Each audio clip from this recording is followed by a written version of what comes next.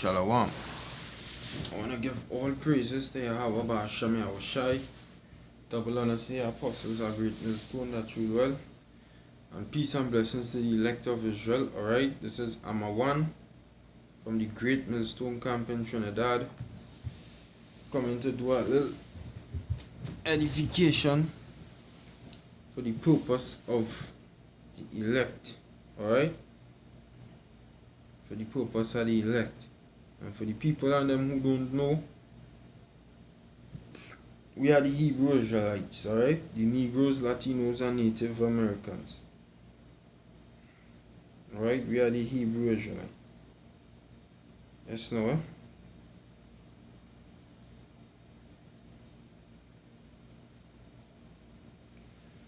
We are the Hebrew Israelites. The Negroes, Latinos, Native Americans are the Hebrew Israelites of the Bible.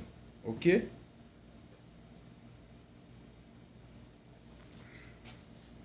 They are the Hebrew Israelites of the Bible. Now, only the Hebrew Israelites have a chance of salvation. And I'm going to get into that. So, because it have people who read the Apostles Paul, read his letters that he sent to the various churches without understanding, thinking that the Apostle Paul was teaching that other nations could make it. That is a false belief. The Apostle Paul ain't mad. Alright? He no madman to just come up after the Lord convert him and go and teach everybody and say all people could come into this. No. No. That is a fable, and old wives' fables have no business in the scriptures. Alright, so this is 2 Peter 3 and 15. I will start off with this scripture. It says, and account that the long suffering of our salvation, of our Lord's salvation, even as our beloved brother Paul, also according to the wisdom given unto him, had written unto you. Alright, now the Apostle Peter, who was dealing with the Israelites, who mainly, although the Apostle Peter was given the mandate to deal with,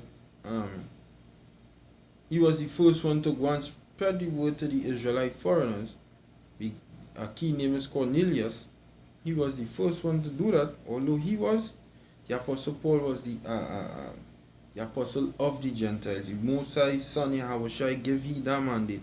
You is the apostle of the Gentiles. Go and teach them. Peter stuck with the main known Israelites at the time, right? So the Apostle Peter now, he say, even as our beloved brother Paul, the Apostle Peter wouldn't call his brother, the Apostle Peter wouldn't call Paul his brother if Paul was bringing a different doctrine to the table. He wouldn't say, I'm a beloved brother. Alright? This is 2 John 1 and 10.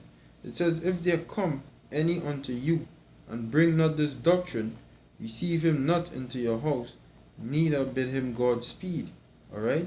So if it has somebody coming with a false doctrine, as people think the Apostle Paul was coming with, Peter would have followed that rule. Because they would have no way. You see, that man, he on folly. The Apostle Paul keep writing letters to shun men who on folly. To push them aside. Alright? So, Peter went up and say the Apostle Paul is the brethren. If Paul was telling all nations they could make it, and Peter saying only the Israelites can. No, they understood that these men who looking like heathen, who operating like heathen, they were Israelites, alright? The word resonated within the mind, and they grasped it, and they came in. So don't deny them that. Okay? So it says, as verse 16, 2 Peter 3 and 16, as also in all his epistles, speaking in them of these things, in which are some things hard to be understood, which they that are unlearned and unstable rest. So Peter saying that some things Paul the apostle used to say would be hard for some people who learned and who unstable in the spirit to go in and fight with the words. Alright? As they do also the other scriptures unto their own destruction. So, proving that breaking down the scriptures wrong, going and get you killed. And another thing is that Paul the apostle had much manifold wisdom to break down the scriptures in certain ways that people would think he going off, but he know he on the right path. Alright?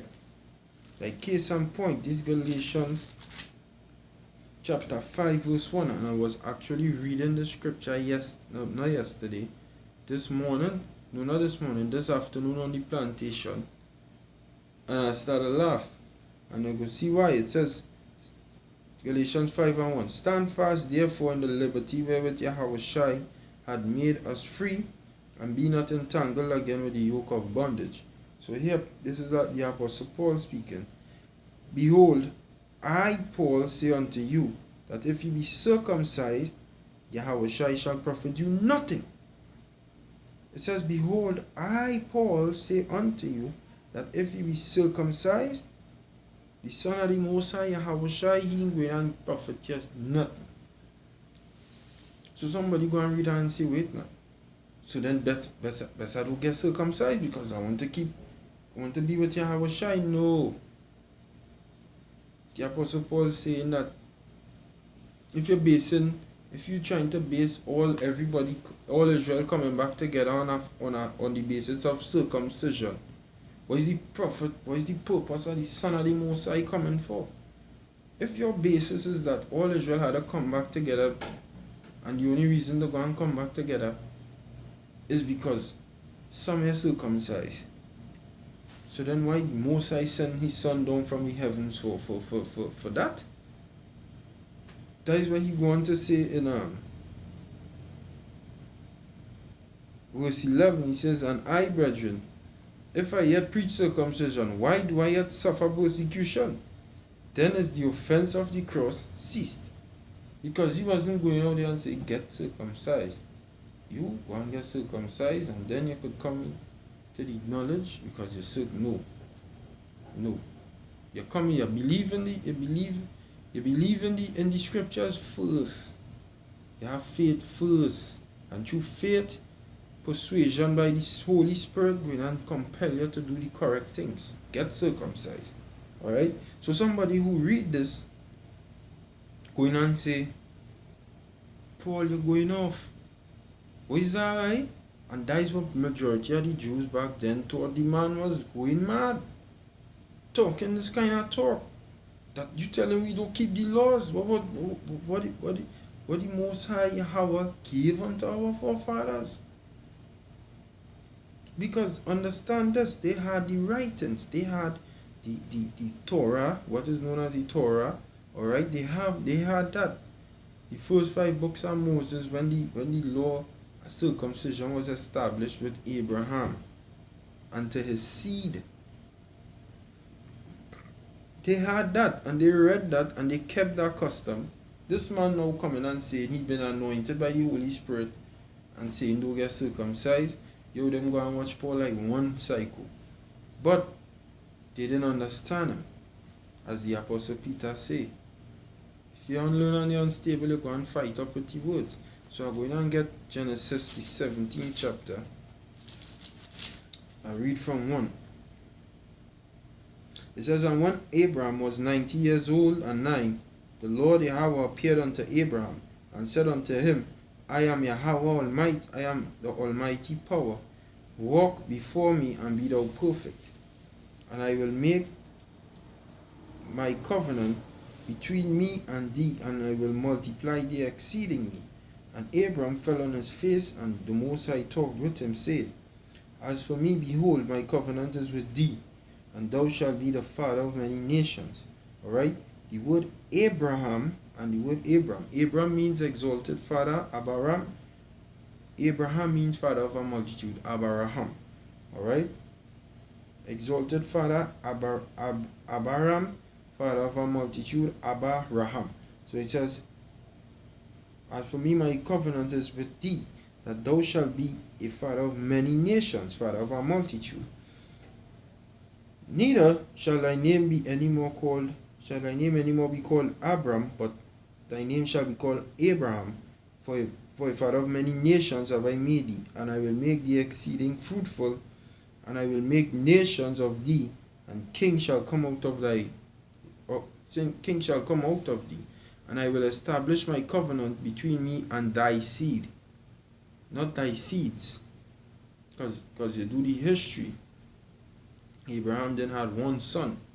He had about 8 sons. He had 8 sons. Ishmael, Isaac, the other 6 with the lady, I think it's Keturah. Alright? The other 6 with Keturah. Yeah. So he says, I will establish my covenant between me and thee and thy seed after thee in their generations, for an everlasting covenant, to be a power unto thee and to thy seed after thee. And I will give unto thee, unto thy seed after thee, the land wherein thou art a stranger, all the land of Canaan, for an everlasting possession, and I will be their power. And the power, and the Most High said unto Abraham, thou shalt keep my covenant, therefore thou and thy seed after thee in their generations. This is my covenant which ye shall keep between me and you, and thy seed after thee. Every man child shall among you shall be circumcised. Point blank. The Apostle Paul now coming and said, don't be circumcised. They go and look at the man like, hey, you mad. But they didn't understand the heights. But that is not the point. The point is, the promises were made to Abraham's seed. His seed. Let me find out who is Abraham's seed now. Alright? It says, and ye shall circumcise the flesh of your foreskin, and it shall be a token of the covenant between me and you. And he that is 8 days old shall be circumcised among you, every man child in your generations. He that is born in the house, or bought with money, or any stranger, which is not of thy seed. Alright? So, you had us to circumcise a servant, you had us to circumcise his sons. Whoever man child born, once they're in your possession, circumcise him. Alright?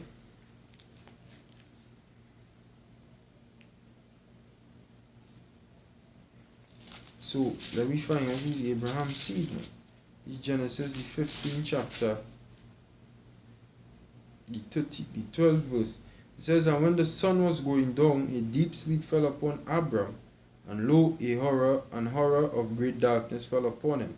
And he said unto Abram, know of a surety that thy seed shall be a stranger in a land that is not theirs, and shall serve them, and they shall afflict them 400 years. And also that nation whom they shall serve will I judge, and afterward shall they come up with great substance. Alright?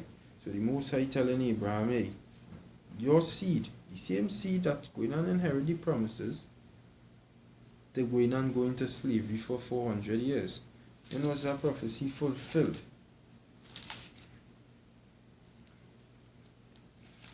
Let me see who's Abraham's seed.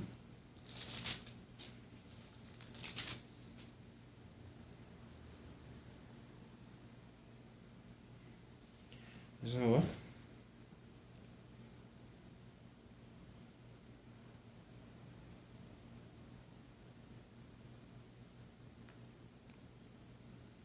This is Exodus chapter 12, 40 and 41. It says, now the sojourning of the children of Israel who dwelt in Egypt was 430 years. So the children of Israel is Abraham's seed.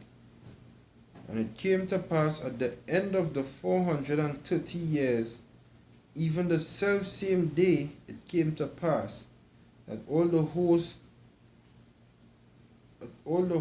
of Yahweh went out from the land of Egypt.